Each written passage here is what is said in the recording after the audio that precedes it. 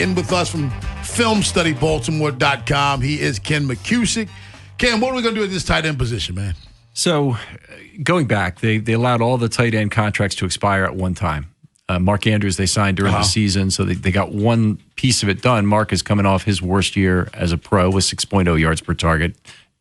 Abysmal fall off in production that kind of has gone under the radar. And you know, Kolar people would like back. Likely people would like back. I think they probably lose both of them. Maybe they keep Kolar.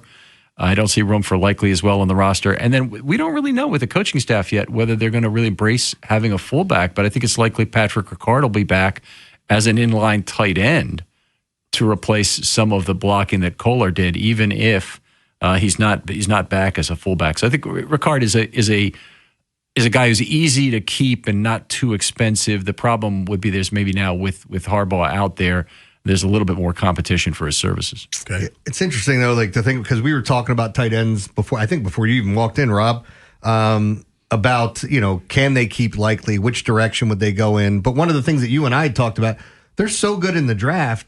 Like, do you really worry about that? I mean, they have drafted some of the best tight ends in this league. I'm not worried about it. On the three occasions where actually I think there's 4 occasions where they drafted 2 tight ends, but on 3 of them at least, with Hurst and then Andrews, Kolar and then Likely, and Dixon and then Pitta, the second pick at tight end was the really big one that hit.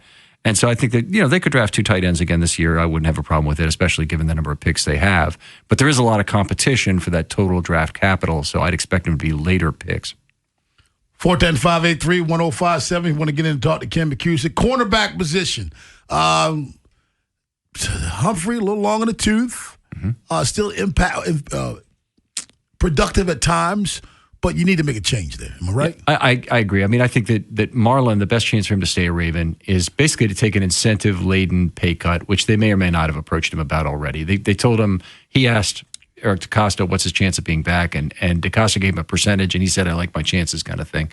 Oh, that's good. But I think that the ideal situation would be move him to safety, gives the team a lot of flexibility. And by the way, I think there's more than a 50% chance Humphrey starts camp at least expecting to be a safety this next year. And I think there's also more than a 50% chance, given that happens, that he goes back and plays cornerback at some point for the Ravens this next year. Because it's going to be like the Jimmy Smith situation where, you know, you exhaust other options because of injury, and you all of a sudden then have Marlon Humphrey as your starting corner at one side or another.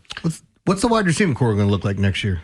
Yeah, it's a good question. I mean, they got guys right now who presumably could be good enough to do the job. Walker, I think, could have a bigger role. You've got Bateman, who could come back to have a season. He's a very dyadic career, up and down, one year up, 1 year down kind of thing.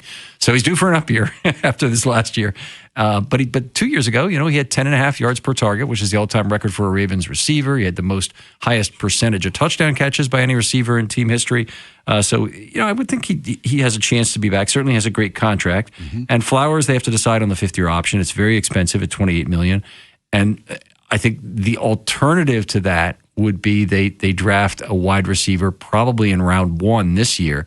So it'd be one of the dark horse positions where they might take someone at 14 or take someone after a trade back. Ken McKusick, Film Study Baltimore. Ken, right now, just based on what you know, forget about the draft, forget about projecting what may happen. Who are the top 2 teams in the NFC for you going into the 2026 season? Top 2 teams in the AFC? Top 2 teams in the based NFC. On what we know right now. I'll go with the Eagles and probably the Seahawks still, not the 49ers. Yeah, I think the Rams are up there too. I go with Rams, Seahawks. I think those are the 3, unless you want to get cute with like Chicago or Green Bay or someone else if you see something different. What about AFC? In the AFC, I'd say... say Ravens. Say it. Yeah, I probably would say it's the Patriots and the... It's not Buffalo, so it probably is the Ravens in terms of their current chances. There are people I know who would say San Diego at this point. I'm not a buyer on Denver. Those people would be outdated because they're actually in Los Angeles. Oh, stop. There you go. Stop it. I gotta get Ken once. Come on, man. There you go. Take a shot. I gotta get him once. Hey, last week, what was it about? I forget what it was about last week. A couple of weeks was about you clouding. You got to write them down, man. Because, they only happen so often. You were giving him a hard time about the snow and not coming That's what in. it was. That's what it was a couple weeks ago. Yeah.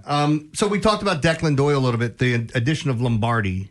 Give me your thoughts on that. It's a good insurance move, I think. Lombardi is the oldest coach on the staff, I believe, now at 54. And he's a guy who will be an offensive assistant.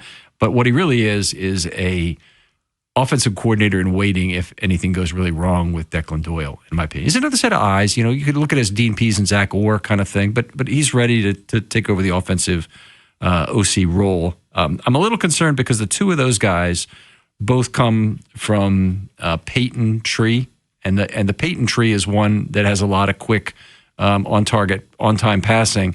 It's a little bit different from what Lamar is naturally. Now, it's okay to have a few more on-schedule throws, but if they totally try and change Lamar, I think that'd be a big mistake.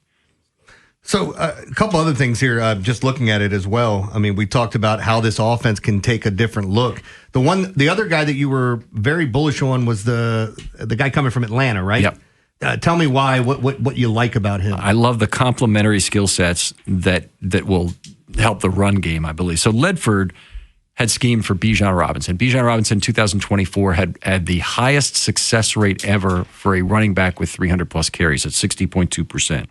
At the same time, Lamar Jackson has been a quarterback who's increased every running back's success rate that he's played with. Then you have Eddie Faulkner, poached from the Steelers. Great poaching there, by the way. He's known for having great missed tackle forced rates among his running backs. And that's an area where Henry, if the one thing that you could say he's been a little bit deficient in his time with the Ravens is missed tackle forced in 25 anyway was the second lowest of his career at 14%. So I think there's a good chance that the pieces are falling in place both from a scheme perspective and how they emphasize the run game in terms of missed tackles and having a high success rate keeping up with the sticks that will lead the Ravens back towards a grinding offense which has more sustained drives. And that was the frustrating thing, I think, about the 25 offense. 410-583-1057. That's the number. Trippy in Baltimore. What's up, Trippy? Hey, what's going on, fellas? What's up, man? Hey, Trippy.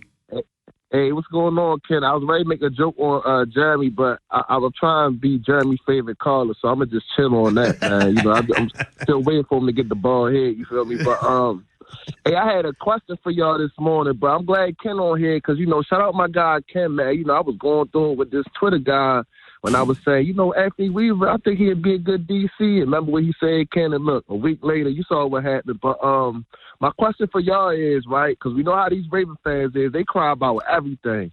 You feel me? I guess I can include myself, too, but not like that, though. But question, right, because I got Giants fans, they keep saying, oh, Harbaugh going to do this and that.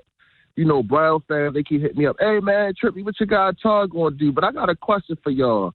If Todd Monken, right, and John Harbaugh, for some reason, if both of them have a better record than the Ravens, even if they make the playoffs, and for some reason the Ravens don't have a better record than them two teams that don't make the playoffs, who will the Ravens fan base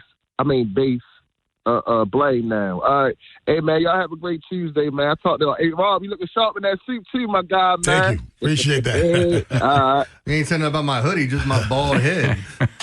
Well, I mean, Ken, so what he's talking about the blame game is, first off, I don't see a way unless it's just injuries and something weird happens that those two teams specifically, the Browns and the Giants, end up having a better record than the Ravens. That's what makes his question relevant. Yes. Because if it's not injuries, then there would be a blame game. That's what normally a question like that, I'm like, I don't care about that question. Yeah. But it makes it relevant because there's no reason other than injuries that either one of those teams should have better records than the Ravens. That's probably true. I would be more concerned about the Browns doing it since they already have the defensive side of the ball largely in order there. But they've got so far to go on offense. Joe, are you quarterbacking for the Browns? Because that's the only. I mean, that's probably a viable option for them right now. He's a camp arm right now. Yeah, I just heard it. Better than Shedeur. Probably. Jeremy. What? Better than Shedeur Sanders. Who's better than Shedeur? Me. At what? At riding the bench Joe. Ken, tell us all about Film Study Baltimore. Sure. I want to publicize the podcast a little bit because it's a lot of content there. And look on filmstudybaltimore.com or your favorite podcast platform for it. But there's currently out there a very long form of the Ravens draft priorities. It's 2 hours of discussion with an English draft expert we really appreciate, James Ogden, who announced the Ravens' 4th-round pick of Teddy Buchanan last year. I will be forever jealous of him for that. That's awesome, man. But real quick, to answer Trippy's question, if it's injuries, the strength and conditioning coach will be blamed. If it's not injuries, Steve Bisciotti will be blamed because he's the one that hired the coach. And if it's not injuries, it's just pure failure. So those are your people who will get blamed. Thank you very much, Ken. Always a pleasure having you in, my man.